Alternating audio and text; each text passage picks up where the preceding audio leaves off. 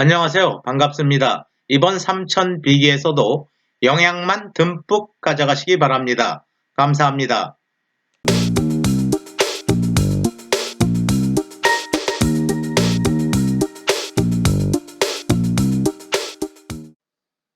제1장 C의 이해와 컴파일러 설치에 관해서 알아보도록 하겠습니다. 1장에서 우리가 학습할 내용에 관해서 알아보도록 하겠습니다. 먼저 우리는 C의 기초와 C의 이해에 관해서 살펴볼 것입니다.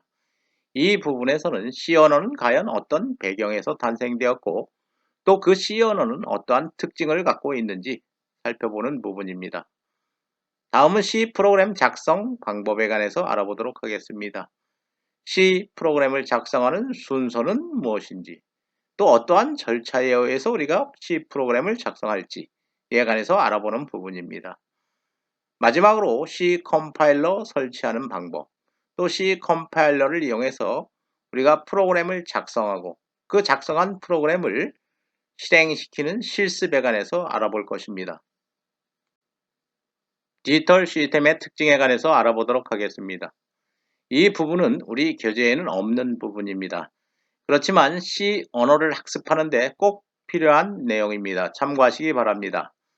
우리가 프로그램을 작성하고 또 프로그램을 실행시킬 때 사용하는 것은 컴퓨터인 것입니다. 그 컴퓨터는 아날로그 시스템이 아니라 디지털 시스템인 것입니다.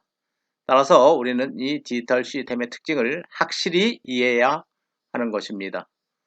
비전공자인 여러분들의 친구가 전공자인 여러분들에게 디지털 시스템의 특징이 무엇인지 물어봤을 때 여러분들은 그 친구에게 아주 쉽게 이해를 시킬 수 있어야 하는 것입니다. 알아보도록 하겠습니다. 용어로부터 출발하도록 하겠습니다. 디지털, 디지트의 형용사입니다. 디지트는 숫자의 의미를 갖고 있는 것입니다. 어를 찾아가면 라틴어 디지터스에 있는 것입니다. 라틴어 디지터스는 손가락을 의미하는 용어입니다. 세월이 지나면서 그 발음과 또 의미가 변화된 경우입니다. 용어가 바뀌는 경우에 아무런 연관성 없이 바뀌지는 않을 것입니다.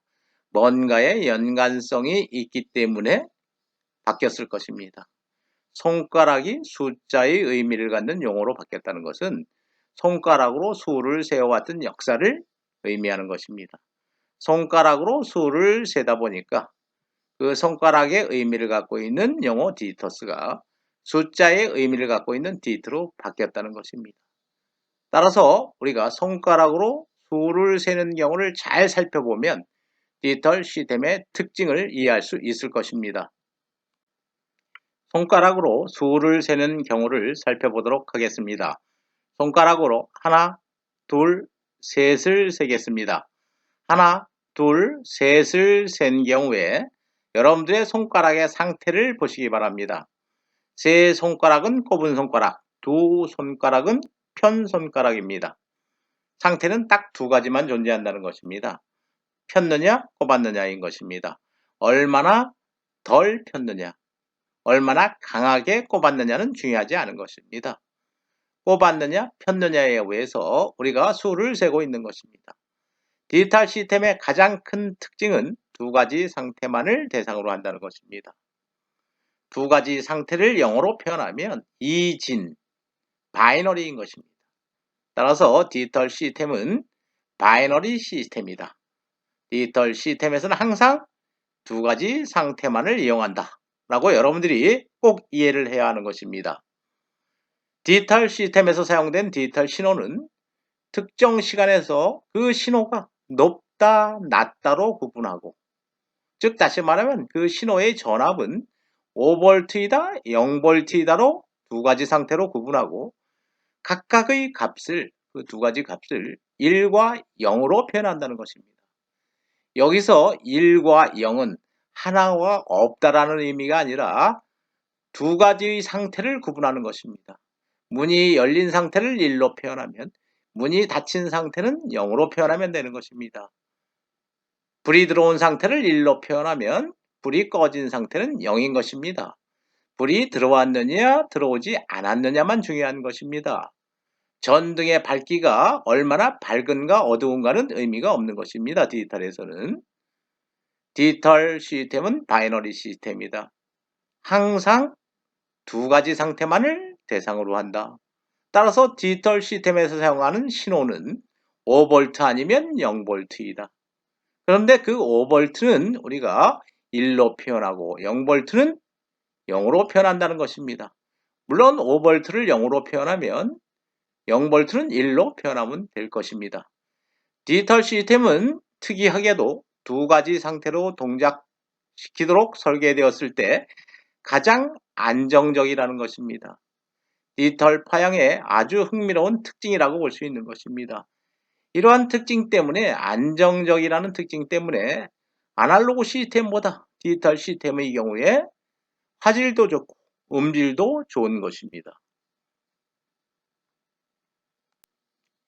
디지털 시스템은 두 가지 상태로 동작되도록 설계되었을 때 가장 안정적이라는 표현을 우리가 살펴보았습니다. 좀 어려운 부분이긴 하지만 여러분들이 이 부분을 구체적으로 이해해야 하는 것입니다. 디지털 파형인 것입니다. 디지털 파형에서는 항상 시간에 따라서 변하는데 각각의 시간에서 존재하는 디지털 파형의 상태는 두 가지라는 것입니다. 0V 아니면 5V라는 것입니다. 0V 아니면 5V 두 가지 상태만이 존재하는 신호가 바로 디지털 신호인 것입니다. 이러한 디지털 신호가 전선을 통해서 전송되는 과정에서 잡음이 포함되게 되는 것입니다. 노이즈가 포함되게 되는 것입니다. 이러한 파형이 이렇게 잡음이 포함되어서 왜곡된 파형으로 나타나게 되는 것입니다. 이러한 파형을 수신하게 되는 것입니다. 수신단에서는 이러한 잡음이 들어간 파형으로부터 잡음을 없애는 것이 굉장히 중요한 부분입니다. 그런데 이러한 잡음을 없애는 방법이 디지털 신호에서는 굉장히 쉽다라는 것입니다. 기준 전압을 정의해 놓고 보통 사용하는 기준 전압은 2.4V입니다. 이러한 기준 전압을 일명 문턱치 전압, 스레시홀드 볼테이지라고 하는 것입니다. 문턱을 넘으면 방이고 문턱을 넘지 않으면 거실이다 라는 의미로 이해하시면 될 것입니다. 기준 전압, 문턱치 전압, 스레시홀드 볼테이지 꼭 알아두시기 바랍니다. 기준 전압을 설정한 다음에 이 시간에서 이 시간까지는 기준 전압보다 낮기 때문에 낮은 전압 0V로 취급하면 되는 것입니다. 이 시간에서 이 시간까지는 기준 전압보다 높은 전압으로 표현되기 때문에 4.3V, 3.8V, 3.9V 관계없이 전부 5V로 표현하는 것입니다. 마찬가지로 낮은 전압, 높은 전압, 낮은 전압, 높은 전압, 낮은 전압으로 표현하면 이렇게 잡음이 들어간 파형으로부터 쉽게 잡음을 제거한 깨끗한 파형을 얻을 수 있다는 것이 디지털 시스템의 특징인 것입니다. 디지털 시스템의 화질과 음질이 우수하다 라는 부분은 잡음을 쉽게 제거할 수 있다는 특징 때문에 그런 것입니다. 꼭 이해하시기 바랍니다. 다시 우리가 손가락으로 수를 세는 경우로 되돌아오도록 하겠습니다. 손가락으로 수를 세기 위해선 5개의 손가락을 모두 떼어야 하는 것입니다.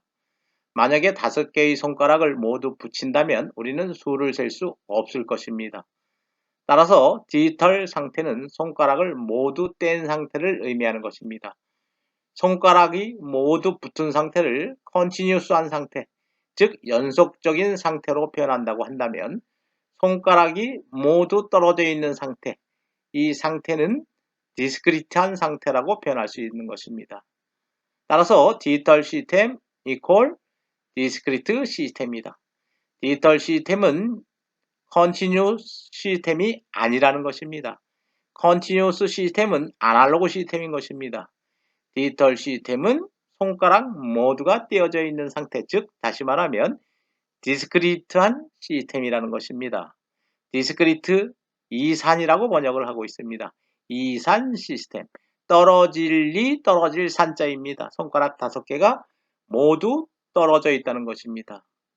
따라서 디지털 시스템에서는 연속적인 양은 취급이 불가능하다는 것입니다. 디지털 시스템에서 대상으로 하는 신호는 디스크리트 시그널입니다. 이산 신호인 것입니다. 디지털 시스템에서는 디스크리트한 시그널만 지급할 수 있다. 매우 중요한 부분입니다. 다시 말하면 아날로그 시스템에서 처리할 수 있는 신호는 컨티뉴어스 시그널, 디지털 시스템에서 대상으로 하는 신호는 디스크리트 시그널이라는 것입니다. 꼭 기억하시기 바랍니다. 이진수와 이진 코드에 관해서 알아보도록 하겠습니다. 우리가 C 언어를 이용해서 프로그램을 작성하는 경우에 사용되는 기호에 관해서 먼저 살펴보도록 하겠습니다. 하나의 문장을 예로 들어보도록 하겠습니다. A는 equal 100이라는 문장입니다. 이때 사용되는 기호는 A, 영문자, equal, 특수기호, 100, 수치 데이터인 것입니다. 이러한 것들은 우리가 인간이 사용하는 하나의 기호인 것입니다. 디지털 시스템, 즉 컴퓨터는 이해할 수 없는 기호들인 것입니다. 디지털 시스템은 바이너리 시스템이기 때문에 0과 1만을 이해할 수 있는 것입니다. 따라서 우리가 프로그램을 작성할 때 사용하는 모든 수치 데이터는 이진수로 변환돼서 0과 1로 표현될 것입니다. 마찬가지로 우리가 프로그램을 작성할 때 사용하는 많은 문자 데이터들, 영문자, 특수기호 등도 역시 마찬가지로 이진 코드로 변환돼서 0과 1로 표현될 것입니다. 수치 데이터 이진수로 표현된다. 문자 데이터 이진 코드로 표현된다는 것 꼭 기억하시기 바랍니다. 우리 인간은 10진수를 사용하고 있는 것입니다. 디지털 시스템은 이진수를 사용하는 것입니다. 우리 인간이 사용하는 10진수는 0에서 9까지 10개의 숫자를 이용해서 모든 수를 표현하는 수체계를 의미하는 것입니다. 이때 10진수에서의 기본이 되는 수, 베이스 레딕스 기수는 10이 되는 것입니다. 우리는 10진수로 수를 표현할 경우에 각 자리에 웨이트, 즉 10의 거듭 제곱은 생략하고 개수만을 나열해서 쓰고 있는 것입니다. 예를 들면 123.456 정확하게 각 자리에 웨이트, 가중치까지 고려를 한다고 한다면 1 곱하기 10의 2승으로 표현해야 하는 것입니다. 100, 20, 2 곱하기 10의 1승인 것입니다. 3 곱하기 10의 0승인 것입니다. 0.4, 4 곱하기 10의 마이너스 1승입니다. 6 곱하기 10의 마이너스 3승으로 표현해야 하는 것입니다. 너무 불편할 것입니다. 따라서 우리 인간은 10의 거듭 제곱은 생략하고 개수들만 나열해서 쓰고 있는 것입니다. 정수 부분은 항상 0승부터 시작하는 것입니다. 단자리 10의 0승, 10자리 10의 1승, 100자리 10의 2승이 되는 것입니다. 소수 부분은 항상 마이너스 1승부터 시작하는 것입니다. 10의 마이너스 1승, 10의 마이너스 2승, 10의 마이너스 3승. 이진수라는 것은 0과 1만을 사용해서 모든 수를 표현하는 수체계인 것입니다. 이진수를 표현할 경우에 우리는 10진수와 동일하게 표현할 것입니다. 이진수에서의 기본이 되는 수 베이스는 2가 될 것입니다. 따라서 2의 2승, 1승, 0승, 마이너스 1승, 마이너스 2승, 2의 마이너스 3승이 되는 것입니다. 정수 부분 0승, 1승, 2승, 소수 부분 마이너스 1승, 2의 마이너스 2승, 마이너스 2의 마이너스 3승으로 여러분들이 표기할 수 있는 것입니다. 문자, 데이터를 변환하기 위해서 사용하는 이진 코드에 관해서 알아보도록 하겠습니다. 여기서 말하는 이진 코드라는 것은 하나의 규칙을 의미하는 것입니다. 영문자나 특수기호 등을 어떻게 0과 1로 표현할 것이냐에 관련된 부분이 바로 이진 코드인 것입니다. 따라서 이러한 이진 코드는 여러 개가 존재할 수 있는 것입니다. 예전에는 하드웨어 설계자마다 서로 다른 코드를 사용한 것이었습니다. 예를 들면 컴퓨터의 본체를 생산하는 회사와 키보드를 생산하는 회사와 모니터를 생산하는 회사에서 서로 다른 코드를 사용하고 있었던 것입니다. 따라서 서로 다른 회사에서 생산한 모니터와 키보드와 컴퓨터 본체를 연결하면 코드가 서로 다르기 때문에 우리가 원하는 컴퓨터 시스템으로 운영할 수가 없었던 것입니다. 따라서 호환성을 확보하기 위해서 국제 표준화가 진행되었던 것입니다. 모든 회사, 모든 나라에서 동일한 이진 코드로 표현하자는 것입니다. 그래야지만이 모든 시스템이 서로 호환될 수 있었기 때문입니다. 그래서 탄생한 첫 번째 국제 표준 코드가 ASCII 코드인 것입니다. ASCII, American Standard Code, 미국 표준 코드라고 이름을 부여했지만 인터내셔널 국제 표준 코드로 여러분들이 해석하는 것이 더 좋을 것입니다. For Information Interchange, 정보 교환을 목표로 하는 국제 표준 코드, ASCII 코드가 현재 컴퓨터나 인터넷에서 사용되고 있는 국제 표준 코드인 것입니다. 여기서 Information Interchange, 정보 교환이라는 것은 영문자, 특수 기호 등을 0과 1로 교환한다는 의미에서 부여된 이름인 것입니다. 첫 번째 표준으로 발표된 ASCII 코드, 표준 ASCII 코드는 7비트로 구성된 ASCII 코드입니다. 0과 1, 7개로 표현할 수 있는 코드인 것입니다. 따라서 7비트로 만들 수 있는 코드의 개수는 총 128개입니다. 뒷부분에서 우리가 자세히 살펴볼 내용입니다. 표준 ASCII 코드에서 만들 수 있는 코드의 개수는 128개입니다. 0번부터 127번으로 번호를 부여한다고 한다면 0번부터 31번까지의 ASCII 코드는 프린터나 통신 제어 명령에 관련된 코드인 것입니다. 우리가 실질적으로 프로그램을 작성할 때 사용되는 문자 부분은 32번부터 127번까지입니다. 정리하겠습니다. 표준 ASCII 코드는 7비트로 제정된 코드입니다. 7비트 코드이기 때문에 총 코드의 개수는 2의 7승 128개의 코드가 존재한다는 것입니다.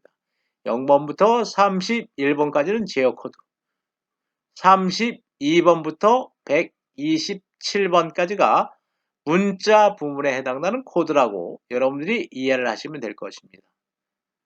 코드의 개수가 128개면 충분할 거라고 생각했지만 다양한 애국어의 문자 또는 도표 문자 등을 표현하기 위해서는 너무 코드 수가 적었던 것입니다.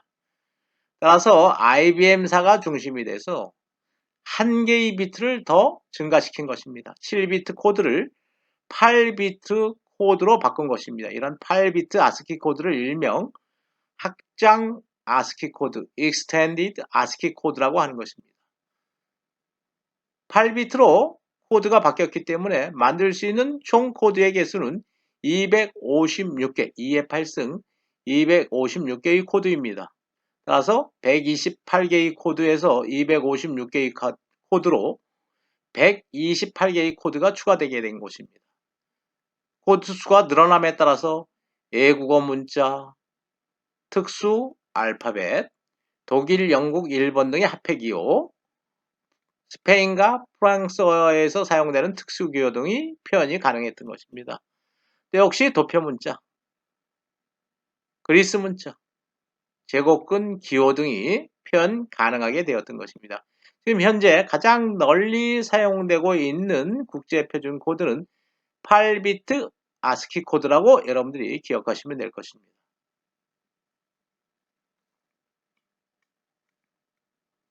8비트 갖고 만들 수 있는 코드의 개수는 256개입니다. 그러나 소프트웨어 개발 역량이 계속 증가함에 따라서 코드의 수가 더 많이 필요한 것입니다. 가장 중요한 부분이 세계 각국의 언어를 지원해야 한다는 것입니다. 특히 미국의 입장에서 보면 소프트웨어 수출액이 엄청나게 많기 때문에 이러한 소프트웨어 수출이 굉장히 중요한 국가적 관심인데 그런 소프트웨어를 팔아먹기 위해서는 그 나라의 언어를 지원해야 된다는 것입니다. 그러기 위해서는 코드 수가 더 많이 필요한 것입니다. 따라서 애플, IBM, 마이크로소프트사가 제안해서 설립된 유니코드사를 중심으로 해서 새로운 국제 표준 코드를 만들어 보자 라고 해서 만든 코드가 유니코드인 것입니다. 1990년에 국제 표준으로 발표되게 된 것입니다. 2바이트, 1바이트는 8비트입니다. 2바이트이기 때문에 16비트로 구성되는 코드인 것입니다. 16비트로 만들 수 있는 코드의 개수는 2의 16승, 2의 16제곱, 65536, 65,536개의 코드를 만들 수 있는 것입니다. 코드 수가 급격하게 증가하신 것입니다. 따라서 세계 각국 26개국의 언어를 지원할 수도 있고 특수기호 거의 대부분을 지원할 수 있는 코드가 만들어지게 된 것입니다. 지금 현재 아래 한글에서도 일부 유니코드를 지원하고 있는 것입니다. 그러나 인터넷이나 아니면 기타 다른 시스템 등에서 지금 현재 가장 널리 사용되고 있는 국제 표준 코드는 8비트 아스키 코드라고 할 수 있는 것입니다. 앞으로 유니코드로의 전환도 급격하게 이루어질 전망입니다. 국제 표준 코드 7비트 아스키 코드, 8비트 아스키 코드, 16비트 즉 2바이트 유니코드가 존재한다는 것 기억하시기 바랍니다. 비트와 바이트에 관해서 알아보도록 하겠습니다.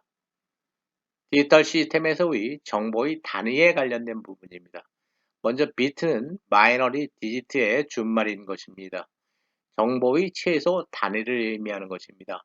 0과 1 각각을 비트라고 하는 것입니다. 이러한 데이터인 경우에는 8개의 비트로 구성된 데이터가 되는 것입니다. 다음은 좀 더 큰 단위, 바이트라는 단위를 정의하고 있습니다. 1바이트는 8비트인 것입니다.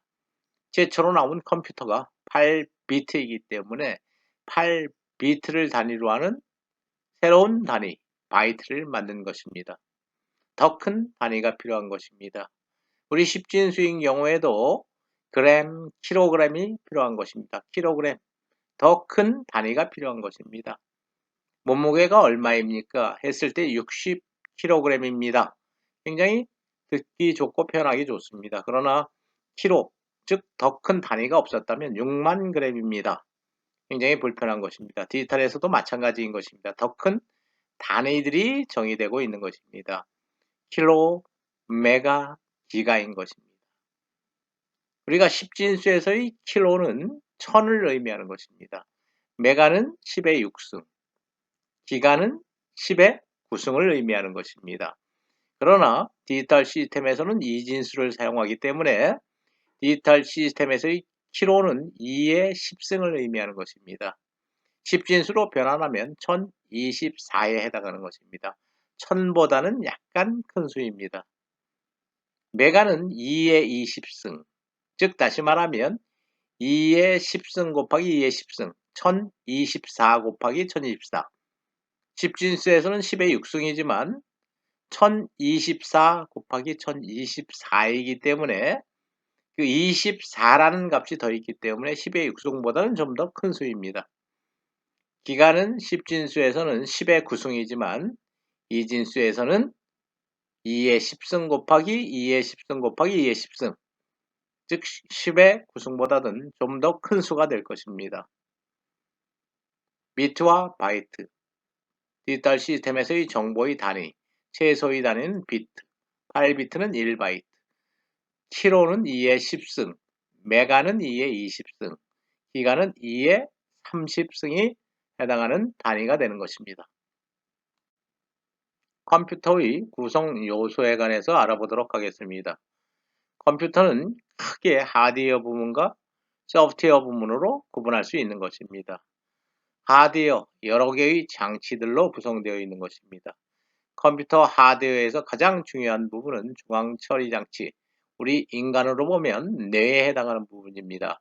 CPU가 있는 것입니다. Central Processing Unit, 중앙처리장치가 있는 것입니다. 또 우리 뇌는 기억할 수 있는 기능을 갖고 있는 것입니다. 메인 메모리가 있는 것입니다. 대부분 롬과 램이 이에 해당하는 장치가 되는 것입니다. 메인 메모리, 롬과 램으로 기억하시면 될 것입니다. 그러나 여러분들이 강의를 들을 때 모든 것을 여러분들 머릿속에 다 기억할 수는 없는 것입니다. 따라서 여러분들은 노트에다 필기를 하고 있는 것입니다. 노트에다 일부를 기억시키고 있는 것입니다. 그거에 해당하는 부분, 노트에 해당하는 부분이 보조 기억 장치인 것입니다. 보통은 하드디스크가 널리 사용되고 있는 것입니다.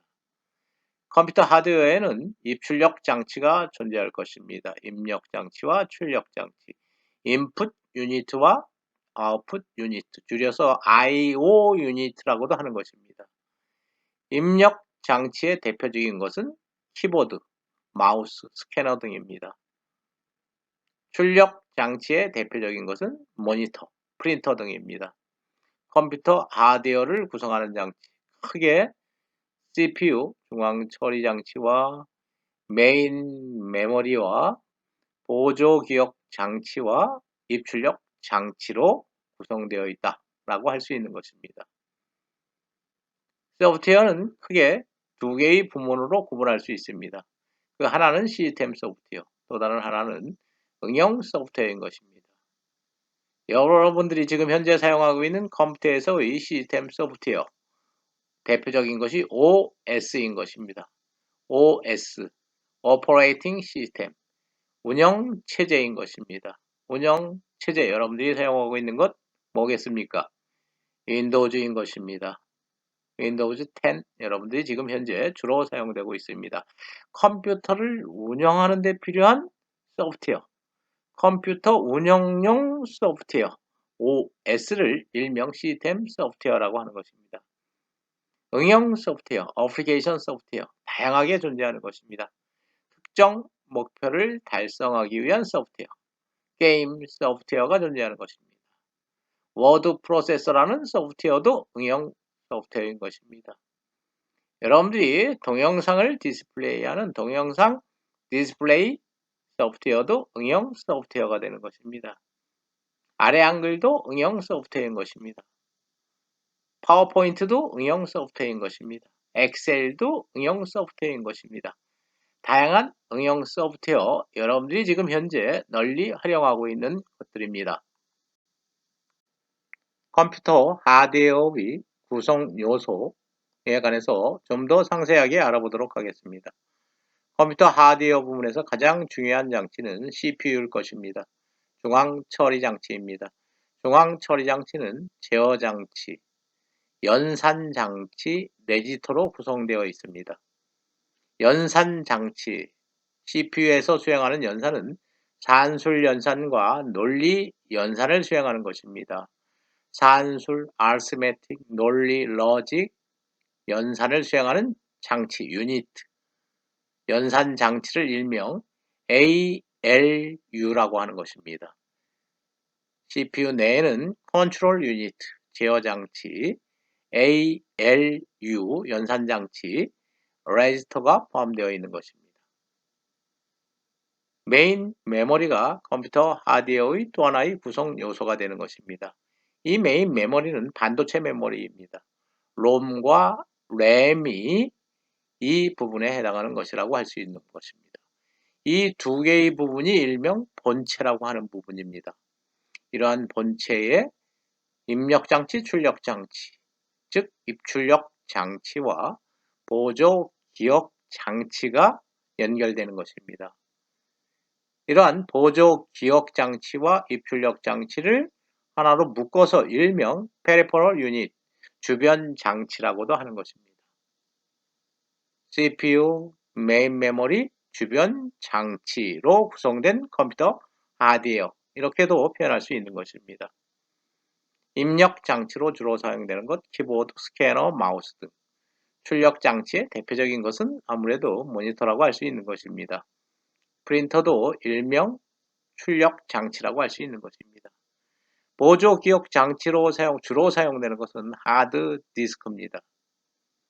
최근에는 이러한 하드 디스크가 SSD, Solid State Device, 즉 다시 말하면 반도체 메모리로 전환되고 있는 상황입니다. 하드 디스크에 비해서 이 SSD는 속도가 매우 빠른 부분입니다. 그렇지만 지금 현재 가격이 약간 하드 디스크보다는 비싼 부분이 있습니다. 그렇지만 가격이 많이 내려왔기 때문에 대부분의 하드디스크는 SSD로 반도체 메모리로 교체될 것입니다. 일종의 여러분들이 나중에 학습하게 되겠지만 낸드형의 플래시 메모리라고 할 수 있는 것입니다. 반도체 메모리이기 때문에 굉장히 일반 하드디스크에 비해서 굉장히 속도가 빠른 것입니다. 최근 여러분들이 PC를 구매하게 되면 SSD와 하드디스크가 같이 포함된 컴퓨터를 구매하게 될 것입니다. 대부분 OS, 즉 윈도우즈는 SSD에 탑재를 시키고 여러분들이 사용하는 데이터들은 대개 하드디스크에 탑재시키게 되는 것입니다. 앞으로는 하드디스크는 역사의 뒤안길로 사라질 가능성이 높은 보조 기억 장치인 것입니다. 컴퓨터 하드웨어, CPU, 메인 메모리, 보조 기억 장치, 입출력 장치로 구성된다 라고 여러분들이 기억하시면 될 것입니다. 컴퓨터 소프트웨어의 구성 요소 다시 한번 살펴보도록 하겠습니다. 컴퓨터 소프트웨어는 크게 시스템 소프트웨어와 응용 소프트웨어 부문으로 구분할 수 있는 것입니다. 시스템 소프트웨어의 대표적인 것은 운영 체제, 즉 다시 말하면 OS, 오퍼레이팅 시스템입니다. PC에서 주로 사용되고 있는 OS는 윈도우즈라고 할 수 있는 것입니다. 모바일 폰에서 주로 사용되고 있는 OS는 안드로이드, iOS가 이에 해당하는 것입니다. 기타, 우리가 보통 하드웨어 시스템 개발할 때 많이 사용하는 운영체제, 리눅스라는 운영체제도 여러분들이 앞으로 접하게 될 것입니다. 대형 통신 서버에 주로 사용되는 대형 운영체제, 유닉스라는 운영체제도 여러분들이 앞으로 학습하면서 접하게 될 것입니다. 컴퓨터 시스템의 운영에 필요한 소프트웨어, 시스템 소프트웨어가 존재하는 것입니다. 그 밖에 대부분의 소프트웨어들은 응용 소프트웨어에 해당하는 것입니다.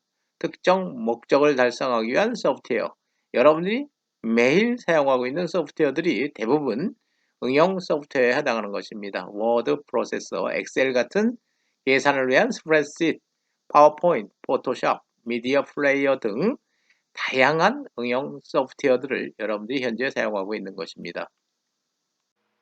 프로그램의 기능에 관해서 알아보도록 하겠습니다. 우리는 현재 컴퓨터를 범용 시스템으로 사용하고 있는 것입니다.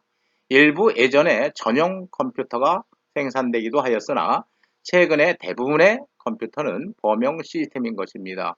이와 같이 컴퓨터를 여러 가지 목적, 즉 범용 시스템으로 사용할 수 있다는 의미는 프로그램이 있기 때문인 것입니다. 프로그램만 바꾸어주면 그 프로그램에 해당하는 다양한 작업을 수행할 수 있기 때문인 것입니다. 따라서 이 프로그램은 일종의 컴퓨터에게 내려지는 작업 지시서라고 할 수 있는 것입니다.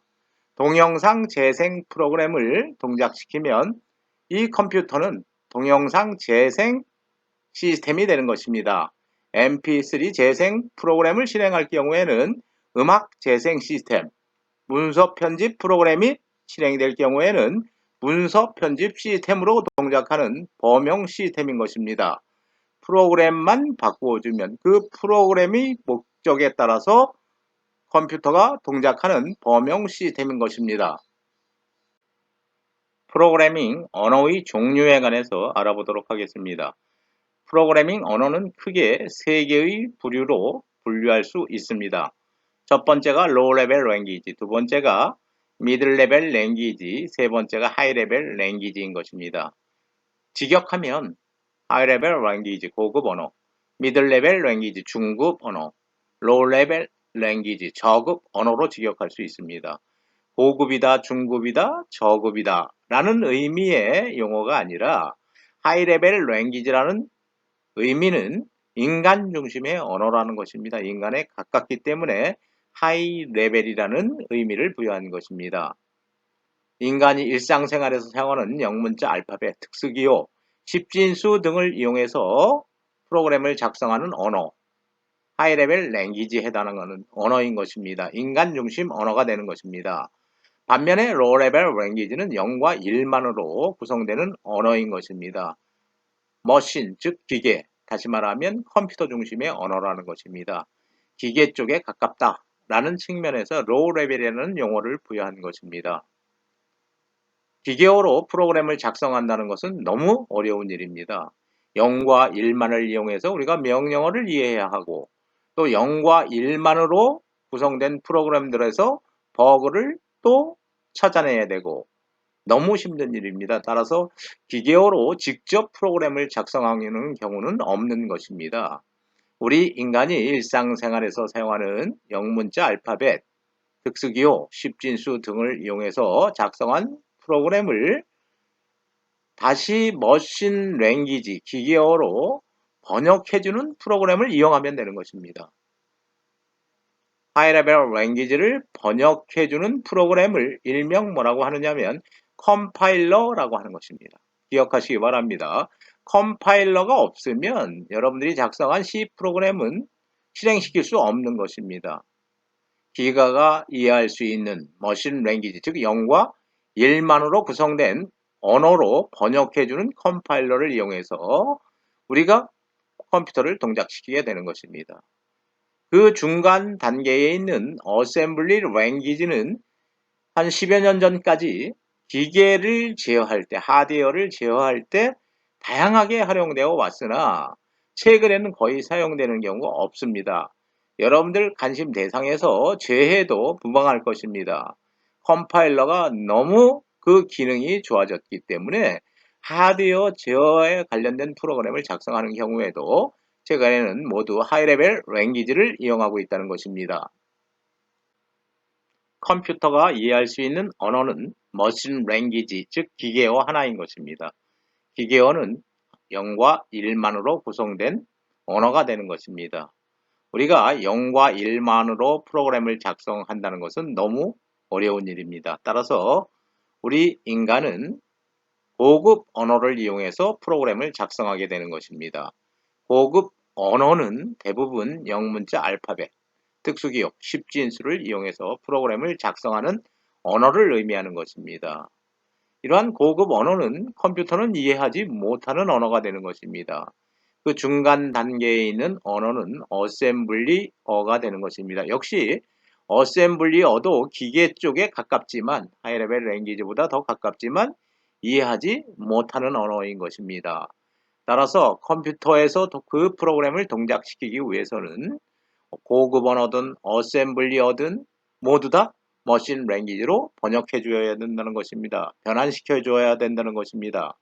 하이레벨 랭귀지를 기계어로 번역해 주는, 변환해 주는 프로그램을 컴파일러, 어셈블리 언어를 기계어로 번역해 주는 프로그램을 어셈블러라고 하는 것입니다.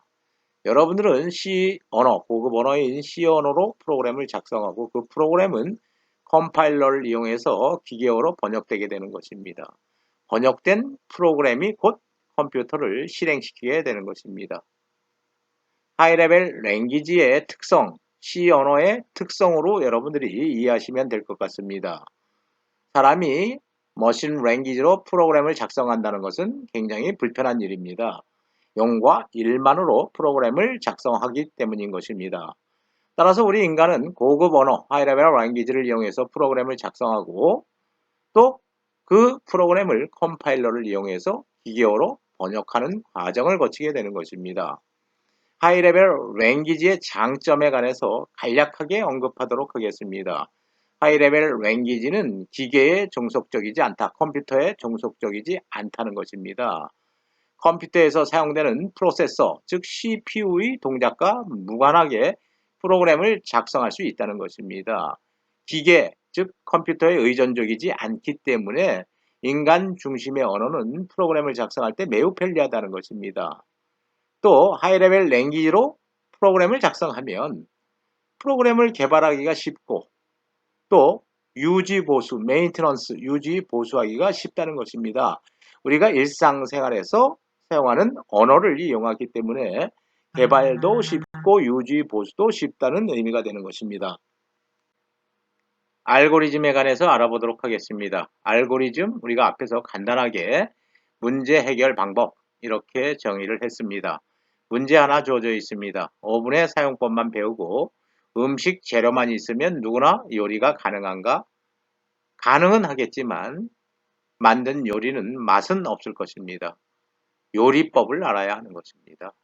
레시피라고 하는 요리법을 알아야지만이 정말 맛있는 요리를 만들 수 있는 것입니다. 프로그램을 요리와 비교한다면 알고리즘은 요리법에 해당하는 것입니다. 다시 말하면 알고리즘은 요리를 하는 방법, 문제를 해결하는 절차 또는 방법을 의미하는 것입니다. 알고리즘이 만들어져야지 여러분들이 코딩 과정으로 넘어갈 수 있는 것입니다. 문제를 해결하는 절차 또는 방법을 모르면 프로그래밍 언어, 즉 C 언어로 프로그램을 작성할 수 없는 것입니다. 이 알고리즘을 잘 만드는 사람이 프로그래밍 능력이 뛰어나다라고 하는 것입니다. 코딩보다도 더 중요한 부분입니다. 꼭 기억하시기 바랍니다. 빵 알고리즘과 더하기 알고리즘에 관해서 알아보도록 하겠습니다. 빵 알고리즘, 빵을 만드는 방법, 절차에 해당하는 부분입니다. 빵을 만드는 절차, 빈 그릇을 준비하고 저어주고 추가로 넣고 섞으며 발효시키고 굽는다. 이러한 빵 알고리즘, 즉 빵을 만드는 절차 또는 방법이 명확하게 규정되어 있다고 한다면 쉽게 맛있는 빵을 만들 수 있는 것입니다. 이러한 알고리즘, 즉 요리법이 없으면 빵을 만들 수 없는 것입니다. 더하기 알고리즘 만들어 보도록 하겠습니다. 더하는 방법, 절차에 관해서 정의를 하는 부분입니다. 이러한 알고리즘을 잘 만드는 사람이 프로그래밍 능력이 뛰어난 사람이 되는 것입니다.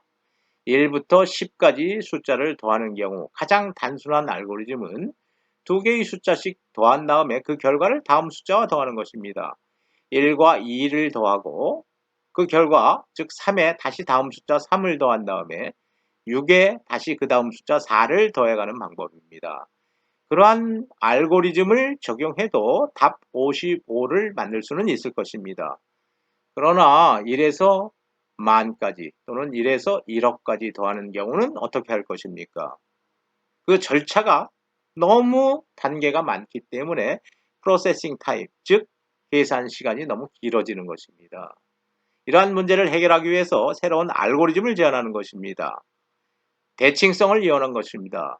1에서 10까지 두 개의 숫자씩 대칭적으로 묶는 것입니다. 0과 10을 묶으면 10이 되는 것입니다. 더하기 알고리즘이기 때문에 0을 하나 추가시키는 것은 문제가 되지 않습니다. 1과 9를 묶으면 10이 되는 것입니다. 역시 4와 6은 대칭적인 숫자에 해당하는 부분입니다. 두 개를 더하면 10이 되는 것입니다. 1부터 10까지에 해당하는 것이기 때문에 더한 값이 10이 되는 경우가 5개가 나오는 것입니다. 중간값 5가 존재하는 것입니다. 따라서 10 곱하기 5 더해서 10이 나오는 경우가 5개, 50 더하기 중간값 5 하면 55가 되는 것입니다. 이러한 알고리즘을, 이러한 절차를 공식으로 만들 수 있다는 것입니다. 1에서 10까지 더하는 경우에 이런 공식을 적용하면 쉽게 빠르게 55를 산출할 수 있는 것입니다. 이러한 알고리즘은 또 확장성이 가능한 것입니다. 1에서 만까지 더하는 경우, 1에서 1억까지 더하는 경우 매우 쉽게 계산을 할 수 있는 것입니다. 물론 그 계산 시간도 엄청 빠르게 변하는 것입니다. 알고리즘이 좋았기 때문인 것입니다. 어떤 문제가 주어졌을 때 그 문제를 해결하는 방법을 만드는 것, 즉 알고리즘을 만드는 것, 프로그래밍에서 가장 중요한 능력이라고 할 수 있는 것입니다. 다음은 순서도 플로우 차트에 관해서 알아보도록 하겠습니다. 플로우 차트라는 것은 프로그램에서 알고리즘을 그림으로 표현하는 것입니다. 논리적으로 표현하는 것이라고 할 수 있습니다. 알고리즘이 복잡하면 물론 플로우 차트로 기술하기가 곤란할 것입니다. 알고리즘은 될 수 있는 한 심플한 것일수록 우수한 것입니다.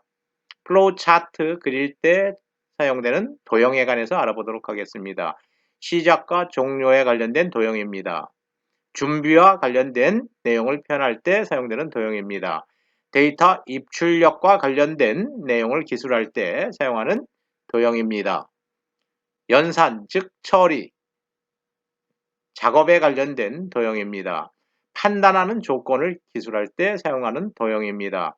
문서, 같은 페이지 참조, 다른 페이지 참조를 기술할 때 사용하는 도형이 되는 것입니다. 간단하게 우리가 플로우 차트 알아보도록 하겠습니다.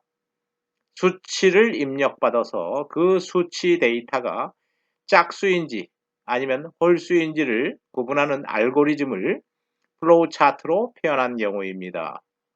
먼저 시작 도형입니다. 끝 도형입니다. 시작해서 첫 번째 num이라는 변수를 준비하는 것입니다. num이라는 변수, 주어진 수치 데이터를 기억할 변수가 되는 것입니다. 데이터를 read, 읽어와서 num이라는 변수에 저장할 것입니다. num이라는 변수에 저장된 값을 2로 나눈 다음에 나머지 연산자입니다. 퍼센트, 나머지가 0인지 아닌지를 판단하면 되는 것입니다. 만약에 나머지가 0이라면 yes, 0이라면 짝수입니다 라고 처리하면 되는 것입니다. 만약에 0이 아니라면 홀수입니다 라고 출력하면 되는 것입니다. 그래서 끝나는 것입니다. 짝수와 홀수를 구분하는 알고리즘을 플로우 차트로 표현한 경우입니다. 프로그램 개발 과정에 관해서 알아보도록 하겠습니다. 먼저 개발하고자 하는 프로그램의 요구 사항을 분석하는 것이 첫 번째 단계입니다. 그 프로그램이 수행해야 하는 기능, 프로그램이 수행해야 하는 입출력, 프로그램에서 연산해야 되는 연산 내용 등등에 관해서 구체적으로 분석해야 될 것입니다. 요구사항이 분석됐으면 그러한 프로그램을 개발하기 위한 문제 해결 방법, 알고리즘을 개발해야 되는 것입니다. 알고리즘을 만들어야 되는 것입니다. 그러한 그 알고리즘에 따라서 C 언어로 프로그램을 작성하면 되는 것입니다. 코딩하는 과정을 거치는 것입니다. C 언어로 작성된 프로그램은 기계어로 번역되어야 하는 것입니다. 따라서 컴파일러 위에서 컴파일되고 링크되어야 하는 것입니다. 여러분들이 작성한 프로그램을 컴파일하면 그런 파일들이 하나가 나오는 것이 아닙니다. 여러 개가 나오는 것입니다. 각각 컴파일된 파일들을 서로 또 연결하는 절차가 있는 것입니다. 컴파일 후에 링크 절차를 거쳐야 되는 것입니다. 컴파일과 링크 절차를 거치면 실행 파일이 나오는 것입니다. 최종 실행 파일로 컴퓨터에서 실행을 시켜봤을 때 만약에 버그가 없다면, 에러가 없다면 그대로 출력해서 유지 보수 단계로 넘어가면 되는 것입니다. 만약에 버그가 발견됐다고 한다면, 원하는 출력이 나오지 않는다고 한다면 다시 코딩 과정으로 가거나 아니면 알고리즘을 다시 개발해야 하는 것입니다. 통합 개발 환경에 관해서 알아보도록 하겠습니다. 통합 개발 환경 IDE Integrated Development Environment 통합 개발 환경입니다. 여러분들이 C 언어로 프로그램을 작성하고 또 기계어로 번역하며 그 번역된 기계어 프로그램을 실행시키기 위해서는 다양한 소프트웨어가 필요한 것입니다. 그 중에 첫 번째는 에디터입니다. 에디터가 없다면 여러분들이 프로그램을 작성할 수 없을 것입니다. 에디터에서 작성한 프로그램은 기계어로 번역되어야 하는 것입니다. 컴파일러입니다. 컴파일러라는 소프트웨어도 필요한 것입니다. 프로그램을 실행시킨 후에 에러가 검출됐다면 에러를 수정해야 하는 것입니다. 에러 검출 및 수정에 필요한 소프트웨어가 디버거인 것입니다. 이러한 세 개의 소프트웨어를 각각 출시하는 것이 아니라 세 개가 하나의 소프트웨어로 출시되고 있다는 것입니다. 물론 컴파일러라는 이름으로 현재 출시되고 있는 것입니다. 컴파일러의 실행 그림입니다. 여러분들이 앞으로 이러한 컴파일러를 이용해서 프로그램도 작성하고 기계어로 번역하며 또 실행하고 또 에러도 수정할 것입니다. 이러한 컴파일러 제품의 대부분은 물론 마이크로소프트사입니다. 마이크로소프트사의 제품을 전 세계 C 언어 사용자 100%가 사용하고 있는 것입니다. 마이크로소프트사에서는 비주얼 스튜디오라는 이름으로 컴파일러를 출시하고 있는 것입니다. 마이크로소프트에서 출시한 비주얼 스튜디오라는 제품은 윈도우즈 기반의 응용 프로그램으로 개발되었기 때문에 여러분들이 사용하기에 매우 편리할 것입니다. 제1장 C의 이해에 관해서 알아보도록 하겠습니다. 현재 슬라이드부터는 우리 교재에 있는 내용들입니다. 여러분들이 교재에 참조하면서 학습하시기 바랍니다. C의 이해 부분은 C의 전반적인 내용, 개요에 관련된 부분입니다. 먼저 C의 특징에 관해서 알아보는 시간입니다. C의 특징 중에 가장 대표적인 것은 이식성이 좋다라는 것입니다. 이식, 옮길리, 심을식. 나무를 옮겨 심더라도 토질에 관계없이 잘 자란다는 것입니다. C 언어에서의 이식성은 OS 즉 운영체제와 관계없이 동일한 프로그램이 정상적으로 동작한다는 것입니다. 우리가 PC에서 널리 사용하고 있는 운영체제는 윈도우즈입니다. 그러나 대형 통신 서버에서는 유닉스라는 OS가 사용되고 있습니다. 또 우리가 하드웨어 개발할 때 많이 쓰는 OS, 리눅스라는 OS도 사용하고 있습니다. C 언어로 작성한 프로그램은 윈도우즈든 유닉스든 리눅스든 관계없이 운영체제와 관계없이 잘 동작한다는 것입니다.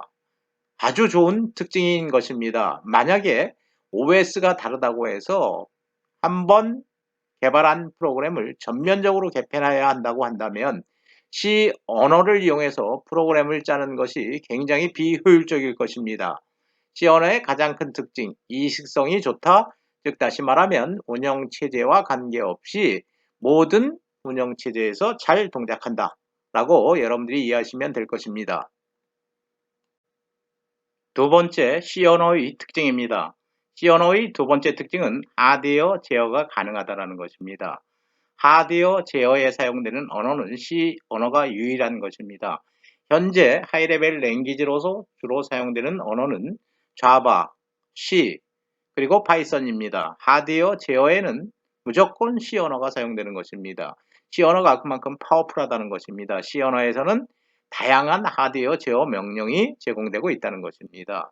하드웨어 제어에 사용되는 소프트웨어를 일명 펌웨어라고 하는 것입니다. 하드웨어, 소프트웨어의 중간 단계 펌웨어라는 것입니다. 여러분들이 2학년 과정에 들어가면 펌웨어 개발에 관련된 수업을 여러분들이 들을 수 있을 것입니다. 이러한 펌웨어 개발에도 C 언어가 사용된다는 것입니다. C 언어의 또 하나의 대표적인 특징이라고 할 수 있는 것입니다. 이런 하드웨어를 제어하기 위해서 사용되는 프로그램입니다. 이러한 프로그램의 형태는 C 언어의 형태라는 것입니다. C 언어에서 제공되는 명령과 동일하다는 것입니다. 따라서 하드웨어를 개발할 때 C 언어를 이용해서 펌웨어를 개발하고 있는 것입니다. 다음은 C의 일반적인 특징 알아보는 부분입니다. C 언어는 구문이 간결하고 명확하다는 것입니다. C 언어는 굉장히 좋은 언어로 평가받고 있습니다. 명령들이 굉장히 파워풀한 것입니다. C 언어의 일반적인 특징이라고 보시면 될 것 같습니다. C를 익히면 다른 프로그래밍 언어도 쉽게 익힐 수 있다 라는 특징은 굉장히 중요한 부분입니다. 우리 전자공학과에서는 정규 수업으로 C 언어만 진행하고 있습니다. 물론 파이썬은 여러분들이 교양에서 일부 배운 것으로 알고 있습니다. C 언어를 잘하면 여러분들이 파이썬이나 또는 자바 등 스스로 익힐 수 있다는 것입니다. 그러한 언어, 특히 파이썬은 C를 기반으로 하고 있다는 것입니다. C 언어는 굉장히 기반이 되는 언어다 라고 생각해도 큰 문제는 없을 것입니다. 다음은 C 컴파일러의 종류에 관련된 부분입니다. C 언어로 프로그램을 작성하고 그 프로그램을 실행시키기 위해서는 반드시 C 컴파일러가 필요한 것입니다. 다양한 C 컴파일러가 그동안 출시되었습니다. 터보 C, 터보 C++, 보랜드 C++. 이 부분은 제가 학교 다닐 때 썼던 내용들, 아주 오래된 컴파일러들 현재 사용되지 않고 있습니다. MS C++ 역시 현재 사용되지 않고 있습니다. GCC, G++ 등도 역시 지금 현재 C 언어 컴파일러로서 대중적으로 사용되지 않는 컴파일러입니다. 대중적으로 사용되는 컴파일러는 마이크로소프트사의 비주얼 스튜디오, 비주얼 C++이라고 할 수 있는 것입니다. 비주얼 스튜디오에서는 C 언어뿐 아니라 C++까지, C++까지 컴파일 할 수 있는 기능을 갖추고 있는 것입니다. C 언어는 어느 날 하늘에서 뚝 떨어진 게 아니라는 것입니다. C 언어 이전에 엘골이라는 프로그래밍 언어가 있었고, 엘골이라는 언어가 진보되어서 CPL, BCPL, B 언어까지 발전하게 되는 거죠. 그런데 이 B 언어를 기반으로 해서 유닉스를 만들려고 하다 보니까 이 유닉스는 OS인데 지금 현재 대형 통신 서버, 여러분들이 네이버나 다음, 카카오 등에서 사용되는 서버인 것입니다. 이러한 서버에는 OS가 다 유닉스인 것입니다. 윈도우즈로는 그 기능을 다 할 수 없기 때문에 그런 것입니다. 통신 서버에서의 막강한 OS는 유닉스인 것입니다. 이런 유닉스를 개발하려고 하다 보니까 언어적 기능이 너무 떨어진다는 거죠. 그래서 C 언어는 처음에 개발할 때 유닉스를 개발하기 위해서, 유닉스라는 운영체제를 개발하기 위해서 만든 언어가 C 언어인 것입니다. 그렇기 때문에 C 언어는 굉장히 파워풀하게 개발이 된 거라고 할 수 있는 것입니다. 이러한 C 언어에서 명령들이 조금씩 다른 부분이 있었으나 국제적으로 표준화를 한 거죠. 그래서 명령을 통일화한 거죠. 그러한 C가 이제 NCC. 여러분들이 배우는 C 언어는 이 NCC, 그냥 C라고 해도 무방할 것입니다. C 언어를 기반으로 윈도우즈 프로그램 작성할 때 사용되는 언어 C++이 지금 현재 사용되고 있는 것입니다. 지금 현재 사용되고 있는 언어는 C, C++, C++이라고 하는 것입니다. 이 두 개의 언어가 C의 대표적인 언어로서 지금 현재 사용되고 있는 것입니다. C의 탄생 배경 다시 한번 살펴보는 부분입니다. C는 1970년대 초 미국 AT&T는 미국의 메이저급 회사인 것입니다. 그 연구력을 인정받는 벨 랩을 흡수합병한 회사입니다. AT&T의 데니스 리치와 연구원입니다. 켄 톰슨이 개발한 언어이다 라고 보시면 되는 것입니다. B 언어를 기반으로 해서 C 언어를 개발하게 되는 건데 이 C 언어의 개발 배경이 특이하다는 것입니다. C 언어는 유닉스라는 아주 막강한 파워풀한 OS 운영 체제를 만들어야 하는데 그 만드는데 언어가 프로그램이 필요한데 그 프로그래밍 언어로서 B 언어는 너무 미흡했다는 것입니다. 그렇다면 유닉스라는 운영 체제를 만들기 전에 먼저 C 언어를 개발해야겠다 라는 측면에서 개발된 언어가 C 언어인 것입니다. 따라서 C 언어는 처음부터 전문가용 언어로 출발했기 때문에 굉장히 파워풀하고 현재 많은 언어의 기반이 되는 언어로서 동작하고 있다는 것입니다.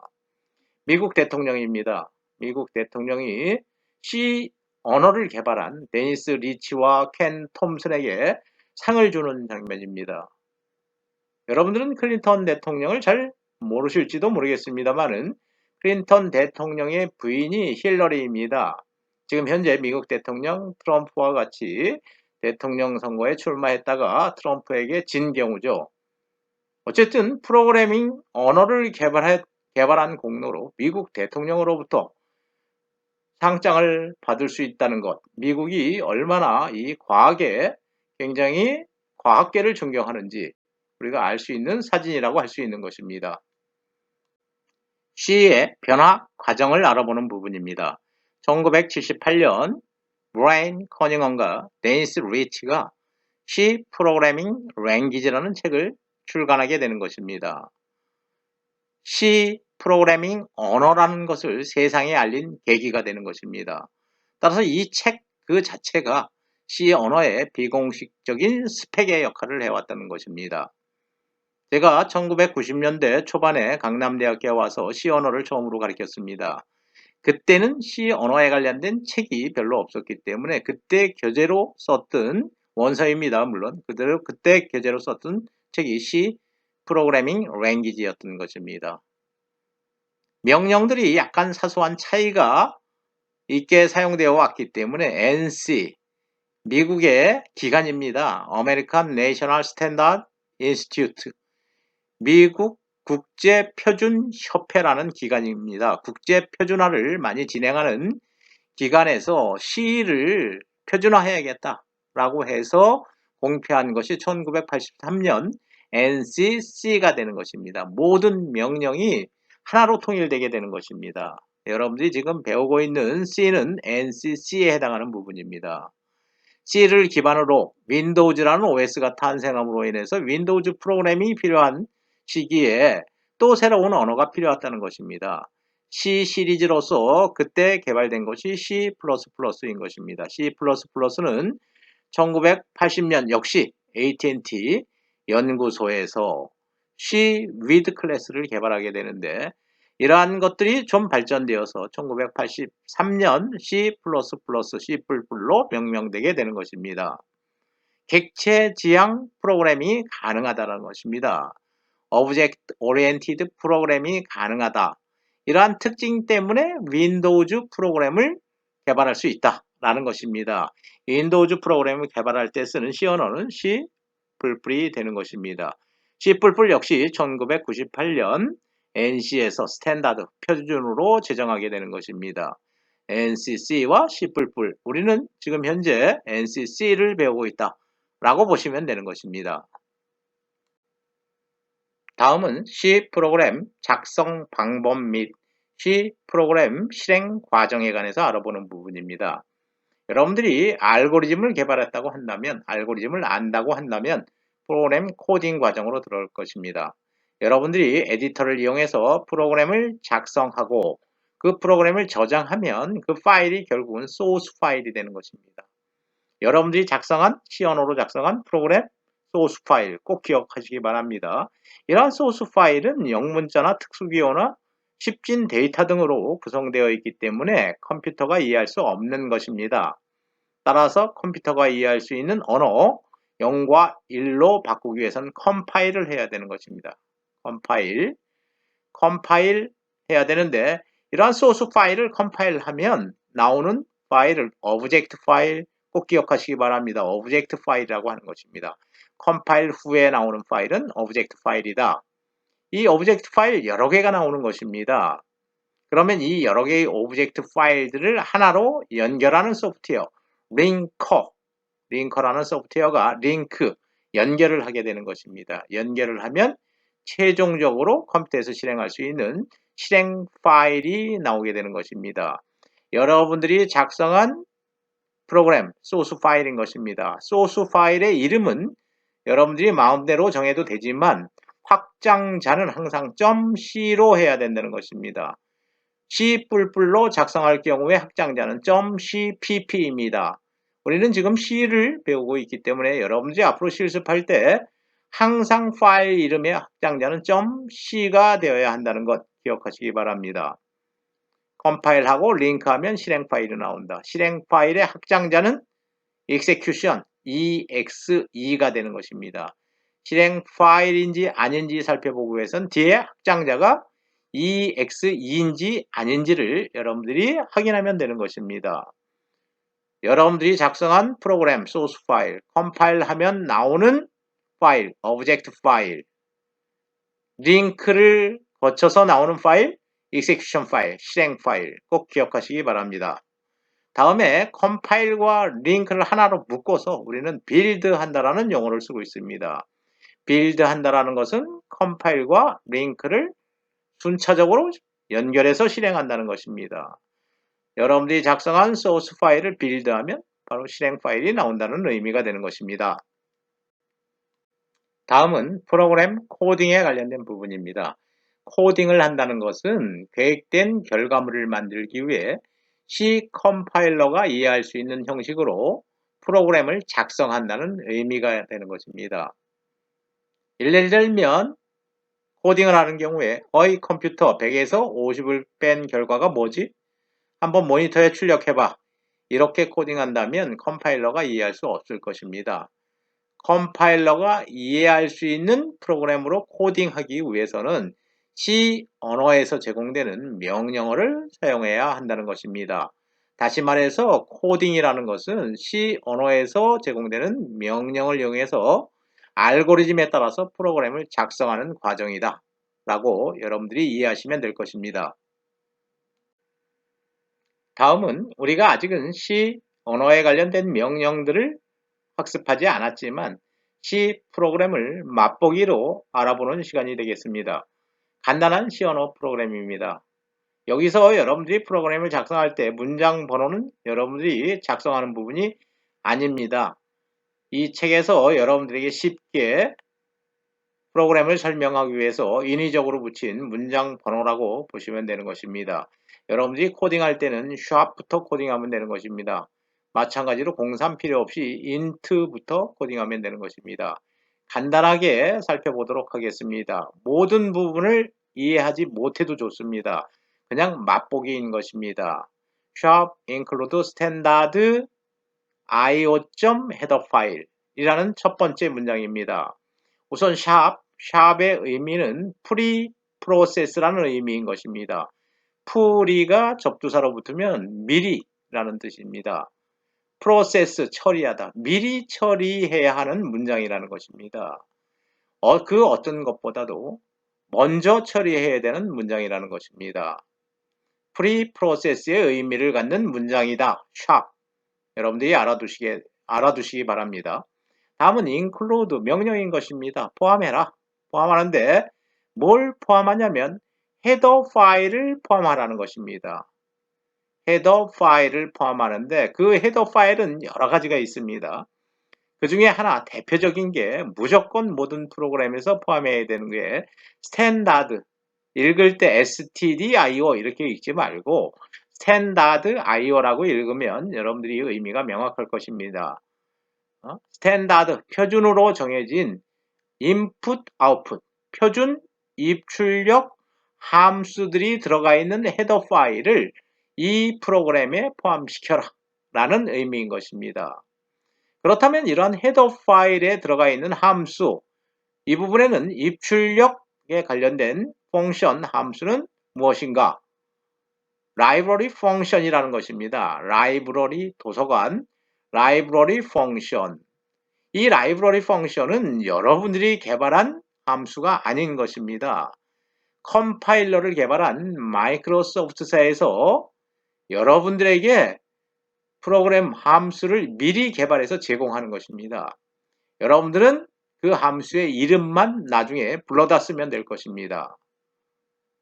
프로그램 개발자가 프로그램을 개발하는 과정에서 하드웨어 제어와 관련된 다양한 부분을 모두 해결하라고 한다면 C 언어는 사용하지 않을 것입니다.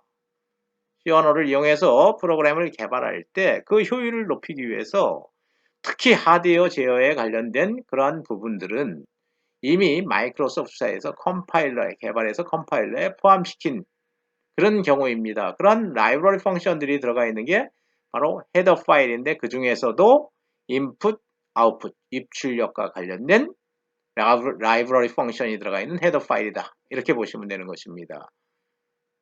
다음에 또 설명하도록 하겠습니다. C 언어는 항상 함수들로 구성되게 되는 것입니다. 하나 이상의 함수로 구성되는 것입니다. C 언어는 물론 여러 개의 함수들로 구성되어 있지만 우리가 맛보이기 때문에 함수 하나로 구성한 것입니다. 그렇다면 C 언어에서 함수인지 아닌지를 알 수 있는 방법은 가로 열고 가로 닫고 소가로 열고 소가로 닫고 이 부분이 이름 뒤에 있다는 것은 이건 함수라는 것입니다. 그렇다고 한다면 main 함수라는 것입니다. main 함수. 메인 함수 하나로 구성된 프로그램을 뜻하는 것입니다. 모든 프로그램에서 메인 함수는 꼭 존재해야 되는 것입니다. 메인 함수로부터 프로그램이 시작해서 메인 함수에서 끝나는 것입니다. 메인 함수 하나는 꼭 포함되어야 한다. 함수를 여는 기호, 중괄호입니다. 중괄호 열고 닫고. 이 부분이 이 메인 함수의 body, 본체가 되는 것입니다. 본체가 되는 것입니다. 여기서 int는 인티저라는 의미, 인티저는 정수라는 의미입니다. 이 메인 함수를 실행하고 난 다음에 나오는 결과가 인티저, 정수값이라는 것입니다. 인티저. 함수의 본체 간단히 살펴보도록 하겠습니다. 이 프로그램에서 사용되는 변수를 먼저 정의해야 되는 것입니다. 항상 C 언어에서는 그 프로그램에서 사용하는 변수를 항상 먼저 선언해야 된다 라는 것입니다. 이 경우에 result라는 변수는 여러분들이 마음대로 이름을 만들면 되는 것입니다. 이 result라는 변수를 이 프로그램에서 사용할 것인데 정수형으로 사용하는 변수라는 것입니다. 정수형 변수를 선언한 것입니다. C 언어는 항상 문장이 끝날 때마다 세미컬런을 붙여야 되는 것입니다.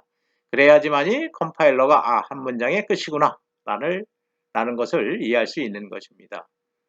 다음 프로그램 result는 100 빼기 50 100에서 50을 빼서 그 결과 50을 다시 result에다 저장해달라 라는 의미가 되는 것입니다. result는 지금 현재 그 값이 50입니다. print function 이런 것들이 라이브러리 펑션인 것입니다. 모니터에 출력하라 라는 기능을 갖고 있는 펑션인 것입니다. result 값은 50일 것입니다. 50을 %d는 서식을 결정하는 서식 지어 문자입니다. 50을 %d는 정수형으로 표시해 달라는 것입니다. result라는 변수에 저장된 값 50을 모니터에 정수형으로 디스플레이 해달라 라는 게 print 펑션 문장인 것입니다. 여기서 이러한 print 펑션이 왜 필요한 것인지에 관해서 살펴보도록 하겠습니다. 만약에 이러한 print 펑션이 존재하지 않는다면 result 값을 램에 저장되어 있는 result 값 50을 여러분들이 가져다가 다시 케이블을 거쳐서 인터페이스 카드를 거쳐서 모니터에 표시되게 만들어야 된다는 것입니다. 여러분들이 모니터도 제어하는 프로그램을 여러분들이 작성해야 한다는 것입니다. 그렇다면 C 언어 누가 사용하겠습니까? 사용하지 않는 거죠. 그래서 이렇게 모니터에 어떠한 램에 저장된 데이터를 출력하는 프로그램 이런 것들은 마이크로소프트에서 미리 개발해서 print function이라는 이름으로 라이브러리, 즉 헤더 파일에 저장시켜 놨다는 것입니다. 이 print 펑션을 사용하기 위해서는 항상 include standard io.header 파일이 필요한 것입니다. print 펑션 같은 이 부분은 출력에 관련된 함수입니다. if 출력에 관련된 함수가 포함된 헤더 파일. 그래서 제일 먼저 preprocess 포함시켜라 라고 첫 번째 문장을 작성한 것입니다. print 펑션 정리하겠습니다. 라이브러리 펑션입니다. 라이브러리 펑션은 헤더 파일로 그룹핑 되어 있다. 그 중에 하나가 입력과 출력에 관련된 라이브러리 펑션이 그룹핑 되어 있는 헤더 파일이 스탠다드 io.헤더 파일이다. print 펑션을 쓰기 위해서는 항상 첫 문장, 1번 문장을 항상 기술해야 한다. 이렇게 여러분들이 알아두시면 될 것 같습니다. 간단한 프로그램, 우리가 많은 부분 그래도 살펴봤습니다. 컴파일에 관련된 내용 알아보도록 하겠습니다. 컴파일이라는 것은 여러분들이 작성한 소스 파일을 컴퓨터가 이해할 수 있는 기계어로 바꾸는 과정을 의미하는 것입니다. 바로 전에 우리가 샘플로 살펴보았던 C 언어 프로그램입니다. 여러분들이 작성한 프로그램, 즉 코딩한 프로그램을 일명 소스 파일이라고 하는 것입니다. 소스 파일을 컴파일러하면 오브젝트 파일이 나오게 되는 것입니다. 이러한 오브젝트 파일은 0과 1로 구성된 파일을 의미하는 것입니다. 이렇게 0과 1로 구성된 오브젝트 파일은 컴퓨터가 이해할 수 있는 파일이라고 할 수 있는 것입니다. 컴파일과 링크 부분에서 링크에 관련된 내용입니다. 링크라는 과정은 여러 개의 오브젝트 파일을 하나의 실행 파일로 연결하는 과정을 의미하는 것입니다. 여러분들이 작성한 소스 파일에는 여러분들이 정의한 유저 디파인드 펑션도 있지만 라이브러리 펑션도 있는 것입니다. 이런 각각의 함수들을 컴파일하면 두 개의 오브젝트 파일이 되는 것입니다.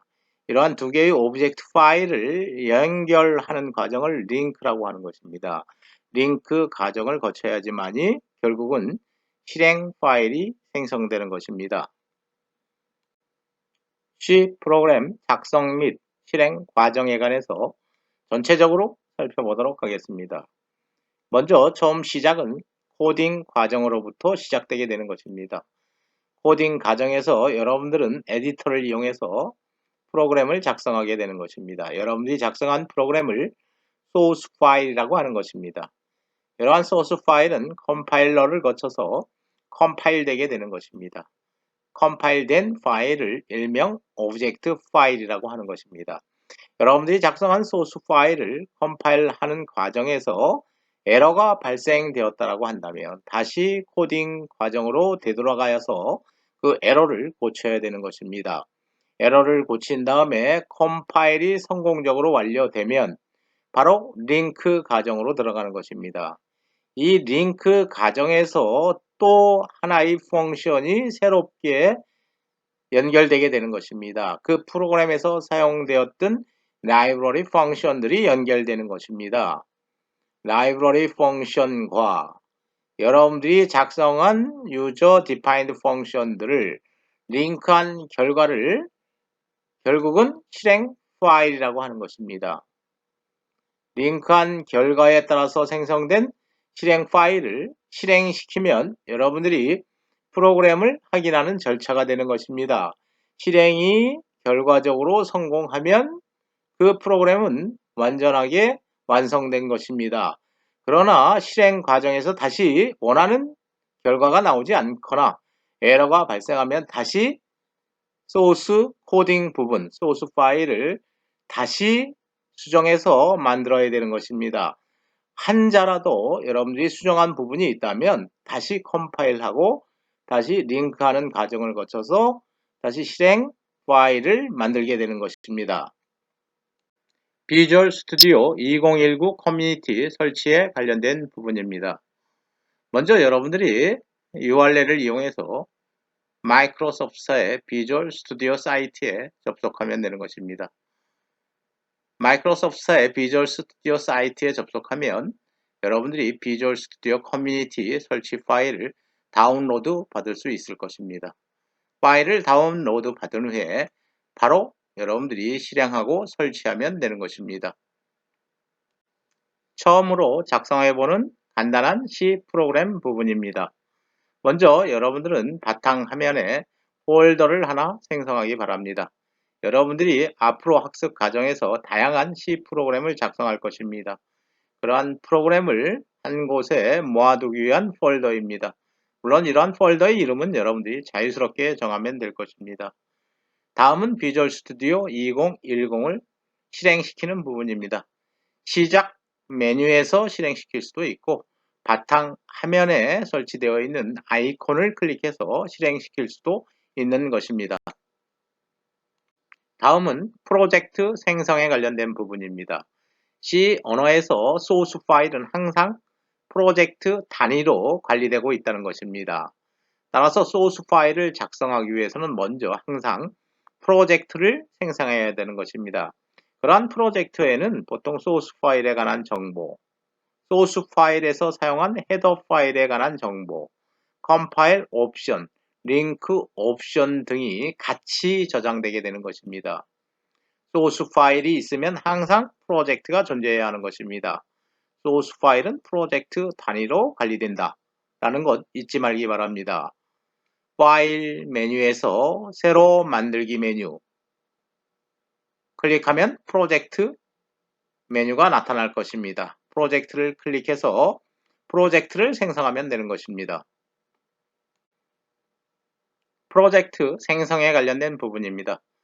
프로젝트 메뉴를 선택하면 나타나는 새 프로젝트 창에서 여러분들이 C++을 선택하고 윈도우즈 3미 컨솔 응용 프로그램을 선택하면 되는 것입니다.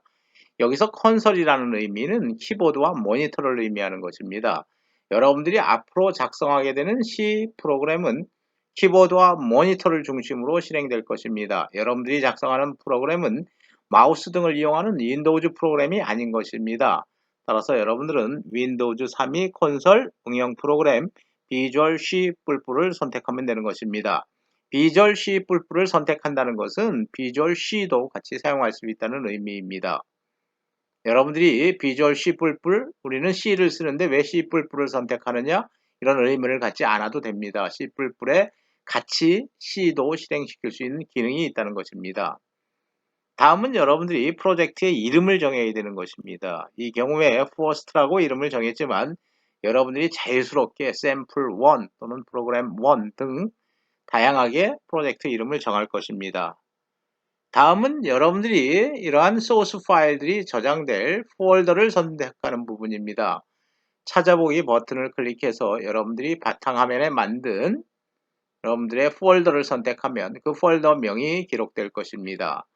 만약에 솔루션용 디렉토리 만들기에 체크가 되어 있다면 체크를 삭제하면 되는 것입니다. 그 후에 확인을 누르면 다음 단계로 넘어갈 것입니다. 인3이 응용 프로그램 마법사 창에서 여러분들이 설정한 프로젝트 이름은 first이고 여러분들은 콘솔 응용 프로그램을 선택했다는 것을 볼 수가 있을 것입니다. 확인한 다음 버튼을 누르면 되는 것입니다. 다음에 윈도우즈 3이 응용 프로그램 마법사 창에서 여러분들이 선택한 프로젝트 이름, 여러분들이 선택한 콘솔 응용 프로그램 확인할 수 있을 것입니다. 이번에는 여러분들이 빈 프로젝트, 아직 소스 파일을 작성하지 않았기 때문에 빈 프로젝트를 선택하는 것입니다. 빈 프로젝트 란에 체크를 하고 마침 버튼을 누르면 되는 것입니다. 다음은 C 프로그램을 코딩하는 부분입니다. 여러분들은 솔루션 탐색기 창을 볼 수 있을 것입니다. 솔루션 탐색기 창에서 소스 파일을 선택한 다음 추가를 누르고 새 항목을 선택하면 되는 것입니다. 솔루션 탐색기에서 소스 파일 오른쪽 버튼으로 클릭하고 추가 누른 후에 새 항목을 선택하면 되는 것입니다. 다음은 새 항목 추가 창에서 C++ 파일을 선택하고 여러분들이 작성하고자 하는 C 프로그램의 이름을 여러분들이 입력하면 되는 것입니다. 항상 확장자는 .c가 되어야 하는 것입니다.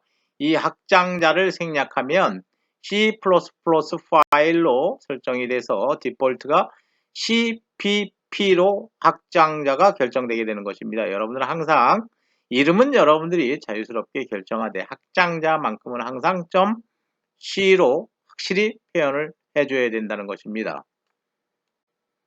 다음은 에디터 창에서 여러분들이 프로그램을 작성하는 부분입니다. 여러분들이 실행하고 싶은 프로그램을 에디터 창에서 타이핑하면 되는 것입니다. 이 창에 글자 색이 서로 다를 수가 있는 것입니다. 예를 들면 이 경우에 파란색 글씨는 C 언어에서 제공되는 명령을 의미하는 것입니다. 명령어를 하는 것입니다. 이러한 명령어를 일명 예약어라고 하는 것입니다. C 언어에서 사용되는 명령이기 때문에 예약되어 있다는 것입니다. 다른 변수명으로 사용하면 안 된다는 의미도 갖고 있는 것입니다. 여러분들이 에디터 창에서 프로그램을 타이핑하면 되는 것입니다. 이런 부분이 바로 코딩하는 과정에 해당되는 부분입니다. 여러분들이 처음으로 작성한 C 프로그램 내용입니다. 간단하게 살펴보도록 하겠습니다. shop include standard io.header 파일 항상 모든 프로그램에 포함되는 문장인 것입니다. shop 프리프로세스의 의미를 갖는다고 했습니다. 무엇보다도 먼저 처리해달라 라는 것입니다. 포함하는데 헤더 파일을 포함해달라는 것입니다.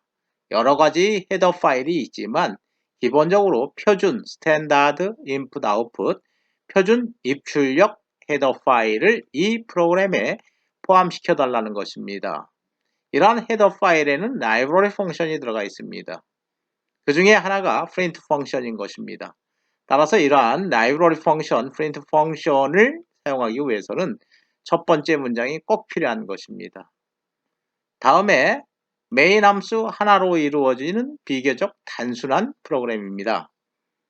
그 프로그램 내에서 메인 함수는 항상 하나는 있어야 되는 것입니다.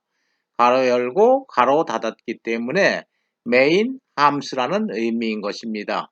int, 인티저라는 의미를 갖고 있습니다. 메인 함수가 실행된 후에 결과값은 정수형 값이라는 것입니다. 메인 함수의 본체를 여는 과정입니다. 본체를 닫는 과정입니다. 메인 함수에 포함되는 문장들입니다. print 펑션, 모니터에 표시해달라는 라이브러리 펑션입니다.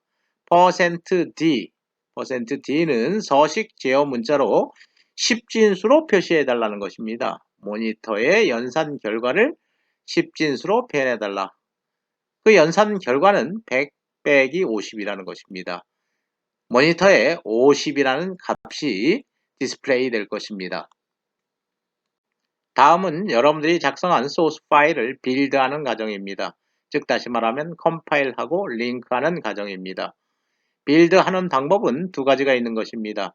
빌드 메뉴에서 솔루션 빌드를 선택하면 되는 것입니다. 단축키 F7을 이용하면 쉽게 빌드할 수 있을 것입니다. 또 여러분들이 작성한 소스 파일을 빌드해서 바로 실행까지 이어지게 할 수 있는 것입니다. 그러한 단축키가 Ctrl F5입니다. 꼭 기억하시기 바랍니다. 일반적으로 이 과정이 널리 사용되고 있습니다. 여러분들이 소스 프로그램을 작성한 후에 그 프로그램을 저장한 다음 여러분들이 Ctrl F5를 눌러서 바로 실행시켜 보는 것입니다. 물론 에러가 났다면 다시 소스 파일을 수정해야 되는 것입니다. 빌드하고 실행까지 하는 것 Ctrl F5 실습 시간에 제일 많이 쓰이는 단축키 버튼인 것입니다. 여러분들이 작성한 소스 파일에 아무런 오류가 없다면 빌드한 경우 성공으로 표시가 될 것입니다. 컴파일하고 링크한 결과가 성공했다는 의미가 되는 것입니다. 즉 다시 말하면 소스 파일에 에러가 없다는 것입니다. 만약 소스 파일에 에러가 있다고 한다면 실패라는 메시지가 표시될 것입니다. 보통 여러분들이 처음에 실수 많이 하는 부분이 문장이 끝나면 세미콜론을 항상 표시해야 하는데 이 세미콜론을 생략하는 경우입니다. 여러분들이 인위적으로 세미콜론을 생략하고 F7을 눌러서 빌드를 해보시기 바랍니다. 에러가 포함되어 있기 때문에 실패 메시지가 뜰 것입니다. 다음은 여러분들이 작성한 소스를 수정해서 다시 실행시켜보는 부분입니다. 여러분들이 작성한 소스에서 100-50을 100-99로 바꾼 경우입니다. 50이 99로 바뀌었기 때문에 다시 빌드해야 하는 것입니다.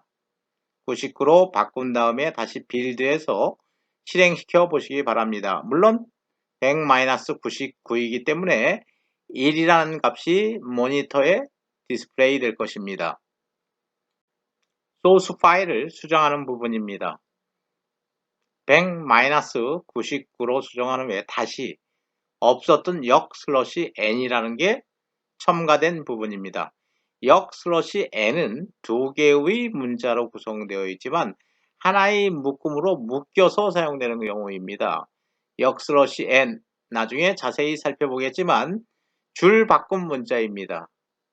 100-99를 한 결과 2를 print 펑션 모니터에 디스플레이하고 줄을 바꾸라는 것입니다. 역 슬러시 n 문자는 두 개지만 하나의 의미를 갖고 있는 기호인 것입니다. 계행 문자, 줄 바꿈 문자로 기억하시기 바랍니다. 계행 문자 집어넣은 다음에 여러분들이 다시 빌드해서 실행시켜 보면 1이 출력되고 한 줄이 넘어가 있는 것을 볼 수 있을 것입니다. 프로그램의 작성 및 실행이 모두 끝났으면 메뉴에서 파일, 솔루션 닫기를 선택해서 현재 작업 중인 프로젝트를 종료하면 되는 것입니다.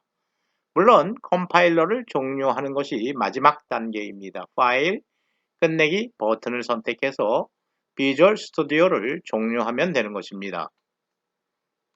다음은 지금까지 우리가 제1장에서 학습한 내용을 정리하는 부분입니다.